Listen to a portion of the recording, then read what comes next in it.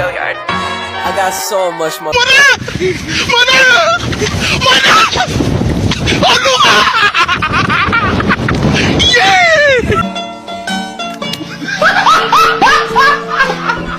Are you ready, kids? Aye, aye, Captain! I can't hear you. Aye, aye, Captain! Oh!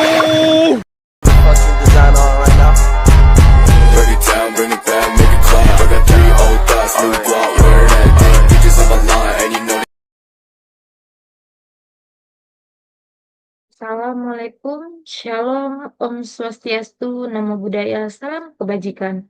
Halo teman-teman semuanya, saya akan mempresentasikan tentang materi pembelajaran etika profesi yang berjudul Konflik Kepentingan dalam Pengelolaan Sistem Informasi Perusahaan. Sebelum saya melanjutkan untuk presentasi, izinkan saya memperkenalkan diri.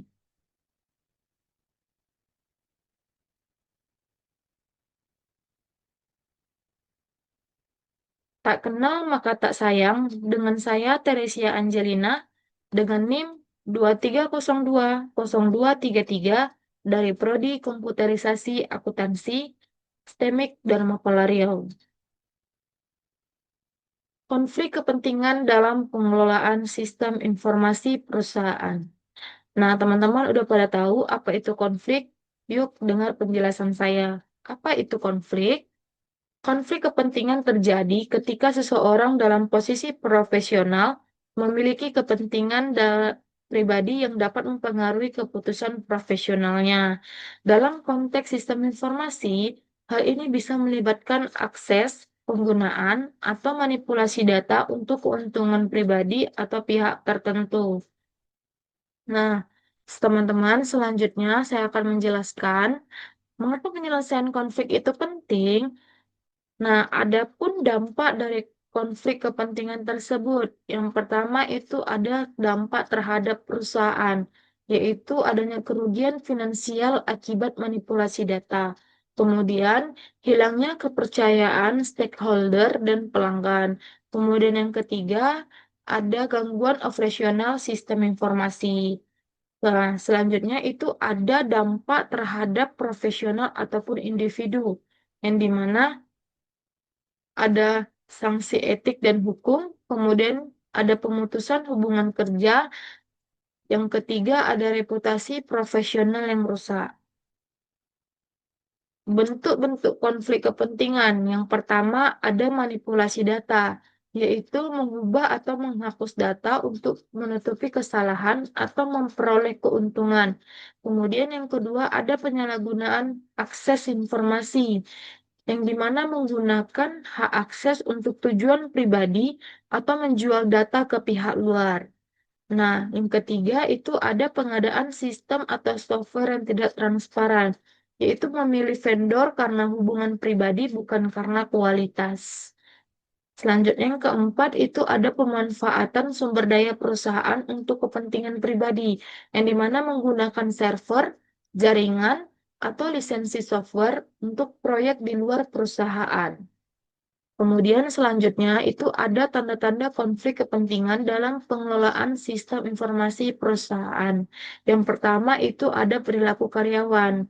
Nah, menurut saya di sini perilaku karyawan kita dapat mengamati adanya perubahan yang mencolok dalam sikap atau kinerja karyawan yang dapat menunjukkan konflik kepentingan. Kemudian yang kedua, keputusan bisnis yang mencurigakan, yang dimana kita dapat meninjau keputusan strategis yang tampaknya tidak sesuai dengan kepentingan perusahaan. Kemudian yang ketiga ada laporan yang tidak konsisten, yang dimana kita dapat memperhatikan terlebih dahulu laporan keuangan atau performa yang tidak selaras, yang dapat menjadi indikasi manipulasi atau penyembunyiannya informasi. Nah, teman-teman, selanjutnya ada strategi dalam mencegah konflik kepentingan. Yang pertama itu ada kebijakan internal perusahaan, yang dimana kita dapat menetapkan kode etik dan panduan perilaku. Kemudian yang kedua ada transparansi dalam pengambilan keputusan, yaitu ada audit internal dan eksternal yang tidak rutin. Kemudian yang ketiga ada sistem kontrol akses data, yang dimana kita dapat memberikan hak akses sesuai tanggung jawab pekerjaan. Kemudian selanjutnya, ada studi kasus dan solusi, yang dimana kasusnya seorang staf IT menemukan celah keamanan sistem dan menggunakan aksesnya untuk menyalin data pelanggan, lalu menjualnya ke pesaing. Analisis, melanggar prinsip kerahasiaan dan integritas mengakibatkan kerugian bagi perusahaan dan pelanggaran hukum. Solusinya yaitu penerapan audit sistem dan pelatihan etika, pengawasan ketat terhadap hak akses data. Nah, selanjutnya itu ada penanganan konflik kepentingan dalam pengelolaan sistem informasi perusahaan. Yaitu yang pertama ada proses identifikasi, yang dimana kita dapat mengidentifikasi potensi konflik kepentingan secara sistematis untuk mengurangi adanya resiko. Kemudian yang kedua itu ada tindakan disiplin, yang dimana kita dapat menetapkan prosedur disiplin yang jelas untuk menanggapi pelanggaran dan memastikan akuntabilitasnya di semua tingkat. Kemudian yang ketiga itu ada pengawasan yang berkelanjutan, yang dimana kita dapat melakukan pengawasan secara terus-menerus untuk mencegah terjadinya konflik kepentingan di masa depan. Nah, dari beberapa materi yang sudah saya jelaskan, saya dapat menyimpulkannya yaitu dengan konflik kepentingan dalam sistem informasi perusahaan dapat mengancam kepercayaan, keamanan, dan reputasi organisasi.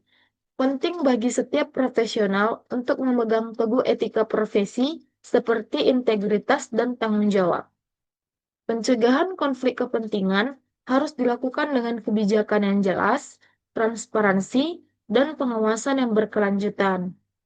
Nah, dari kesimpulan yang sudah saya sampaikan, saya dapat mengambil kutipan sedikit yaitu etika adalah benteng pertama dalam menjaga kepercayaan dan keamanan informasi di dunia digital.